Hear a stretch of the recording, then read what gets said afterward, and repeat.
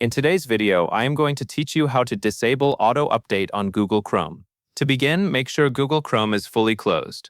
Take a moment to exit Chrome completely before moving on. If needed, check that no Chrome windows are still open. Once Chrome is closed, open the Run dialog on your Windows computer. You can do this by pressing the Windows key and the R key at the same time on your keyboard. This will bring up a small box where you can quickly open System Tools and Settings. In that Run box, type Services, Must See, then press Enter. The Services Manager is where Windows lists background services that run automatically on your system. In this case, we are looking for the services that handle Google Chrome updates. When the Services window opens, scroll down through the list until you find Google Update Service, listed as gupdate, and Google Update Service, listed as gupdate. Start by double-clicking the first one, which is Google Update Service, or gupdate. A new Properties window will appear. In that window, look for the Startup Type setting. Change it to Disabled.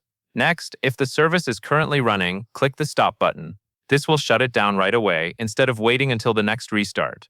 After that, click Apply to save the change, and then click OK to close the window. That covers everything you need to know.